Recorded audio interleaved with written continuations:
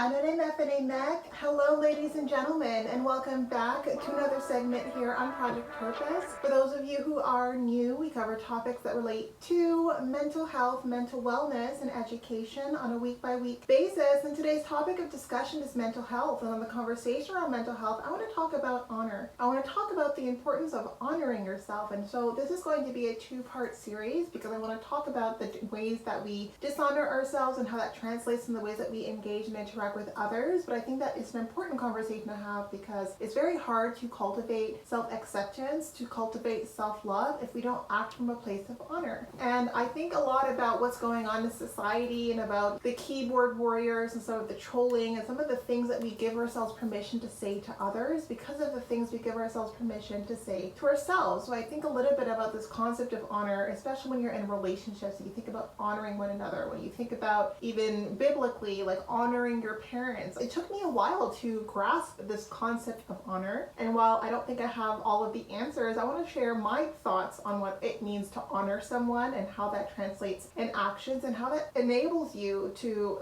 hold yourself accountable to a certain standard of excellence when it comes to the things you say and the ways that you say them. And I think that is really, really important because there's this adage that I grew up hearing called "sticks and stones may break my bones, but words will never hurt me." And it's something that I would say a lot in primary school in the playground when people would throw around some mean things, and we were taught to really embrace this adage, right? It was a value system that we were meant to embrace, and in embracing that adage, it really took the accountability off of the person who was doing the disparaging, off of the person who was throwing mud essentially, and you were to be accountable for your reactions and for making sure that those words didn't penetrate, that those words didn't hurt you. And I think that it's really very backwards. I think that words do hurt us, and even if we do our best to cultivate thick skin, I think that requirement is a byproduct of a society that doesn't function from a place of honor, from a place of holding ourselves accountable to a certain standard of excellence. But the things that we allow ourselves to say and allow ourselves to think, not just about others, because it always starts with the things that we say and think about ourselves. People don't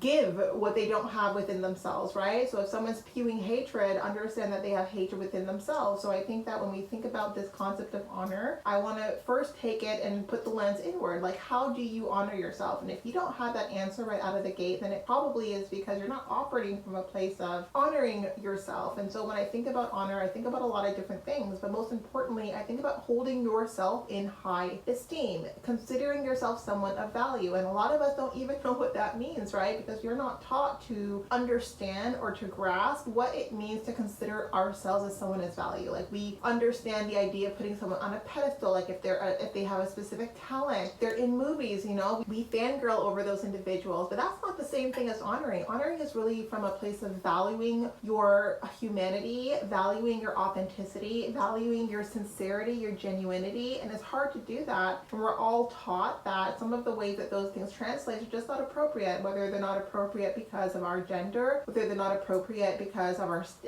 socioeconomic status, because of our race, like whatever the reasons are. A lot of the self-expressions that translate as honoring and valuing who you are as an individual are often what is criticized and what is beaten and broken into an expectation that is more conformist, that breaks us away from ourselves. And I think that this break away from ourselves makes it so that it's very hard to connect with concepts like honor. And because honor comes with respecting who you are and all of the ways that that translates, which means respecting your emotional footprint, your emotional expressions. And I think that when we think about emotional intelligence, a lot of us think about emotional intelligence from a place of being aware of our emotions, but it's not just that. Emotional intelligence first starts with accepting the fact that you feel the things that you feel. It is not going to help you or to help anyone to recognize the emotions you're feeling and immediately judge and criticize yourself for experiencing those emotions. We are who we are. How that translates is very individual, and that's why I'm an individual. It's like the emotions that trigger me, the emotions that I feel to a specific thing out in the ether, it's not going to be the same emotions that you feel. We have the right to express and to experience life our own way from our own perception. And I think that oftentimes we are criticized when the emotional expression that comes up isn't the norm, isn't the standard, isn't the expectation. But isn't it odd that none of us were born with that expectation information, right? All of it was learned. All of us have had our own fair share of struggles when it comes to emotional expression, because our emotional expression was always in some way, shape, or form a deviation from the norm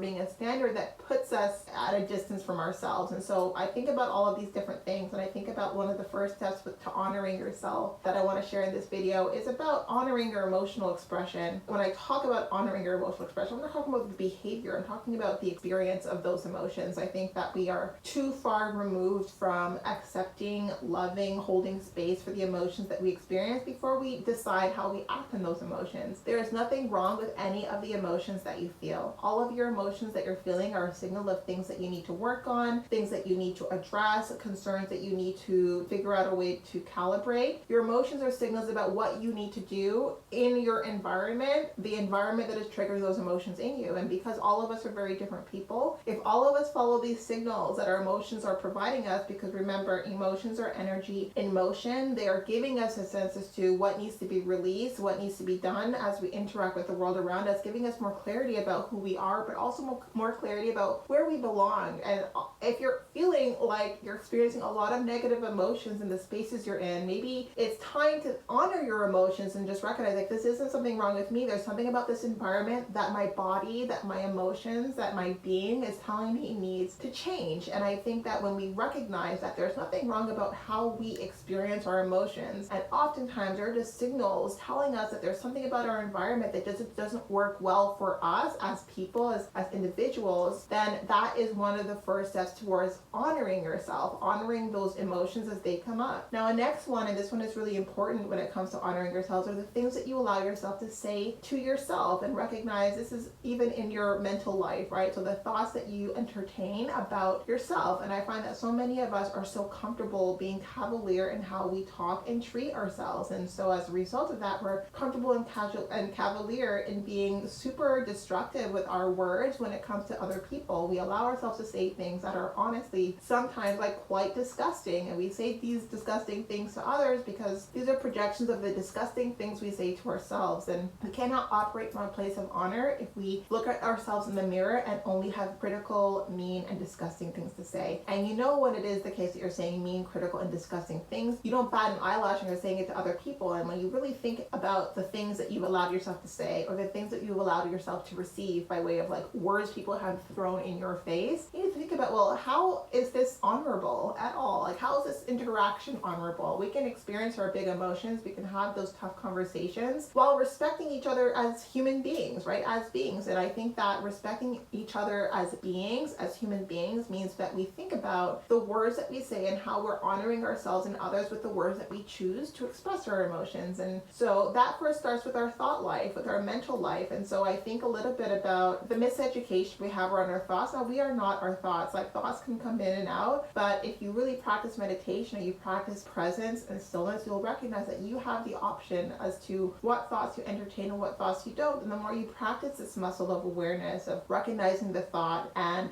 deciding, no thank you, I'm not going to entertain this thought, or deciding how you feel as it relates to that thought and positioning yourself against it, especially if you're someone who constantly feels like you're cycling through intrusive thoughts, through negative thoughts, through critical and judgmental thoughts. Like, those are not your thoughts. Those are not the things that you think about yourself. Those are just the things that you've allowed yourself to entertain for so long that you have a toxic relationship with those thoughts, with your mental life. And so I think a little bit about even some of the things that I see people feel comfortable saying online, because we're all on this online ether. And I think about the amount of emotional and social awareness that you have to cultivate when you go online, because you need to recognize that what people put online are reflections of their inner world. It's never a reflection of how they're receiving the information around them. Like, everything people say and all of the ways that people say them are a reflection of their inner world. And so I think a bit about honor and about the words that we use, and it starts with the words that we use with ourselves. So if you're someone who is comfortable being blunt and critical and mean and disgusting with your words, then you need to think about, how do I approach myself from a place of honor? Because when I honor myself and I hold myself to a specific standard in the way that I talk to myself, that standard will reflect outwards. It never starts with the external and then the internal. It always starts with the internal, and then that reflects outwards. And last but not least, our bodies. And so I was raised, again, in a fairly orthodox traditional environment,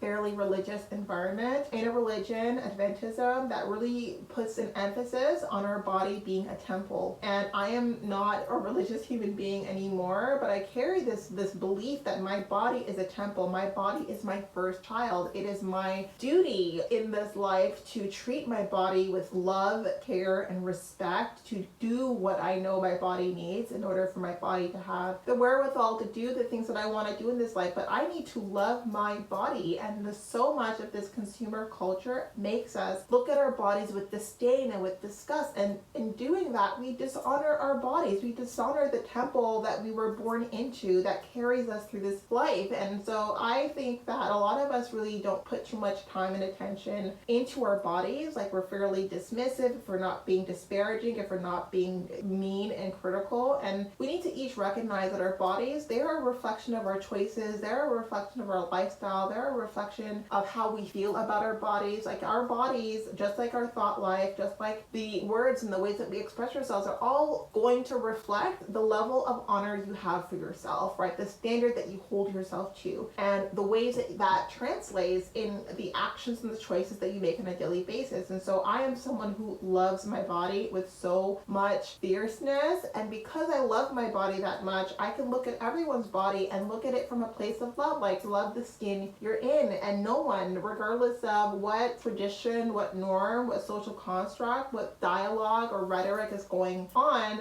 has made me or will ever make me look at my body with hatred. And I remember through those pubescent years when your body's going through all these different changes, like there were like these weird quirks that I had. Like for a while, I remember even like before I hit my teenage years, I had a problem with my knees. I just thought knees were the weirdest things. And then I just had a problem with joints. I had a problem with elbows and knees, and I always wanted to keep my elbows and my knees hidden. Like, all of us have had these things where we look at our bodies and there are things about it that we don't feel comfortable with. But I learned that, like, hey, like if I didn't have my knees, if my knees didn't function the way that they did, then how could I get from point A to point B? And I think that my practice in gratitude really started with my practice with gratitude for my own body, because in recognizing that with every little injury, even when I stubbed my toe, like when my body was debilitated, I was debilitated. I couldn't do the things that I wanted to do. And because I was taught to be really mindful about what we put into our bodies, because our bodies are a temple, our bodies are sacred vehicles, I started to recognize it wasn't just about what I put into my body, it was about what I said to my body, how I treated my body, how I took care of my body, whether that's hygiene or exercise, whether that's fitness, whether that's movement. Like, all of these things translate as honoring yourself. So when I think about honoring yourself, I mean honoring your delta, your mind, body, and spiritual experience. And I think that when we can start to think about our mind, body, and spiritual experience, the ways that we navigate those specific avenues, and when we navigate it holding ourselves accountable, holding ourselves to a standard of excellence, then that's when we start to understand this practice of honor, by honoring ourselves. And in honoring ourselves, that can translate outwards, and we can start to honor one another. So that's what I wanted to come on here today, some food for thought for you. It's been on my mind as I was thinking about even my partner. I love him so much, and I keep thinking about, well, how can I honor him? How can I not just love him, but honor him with my thoughts and my actions and my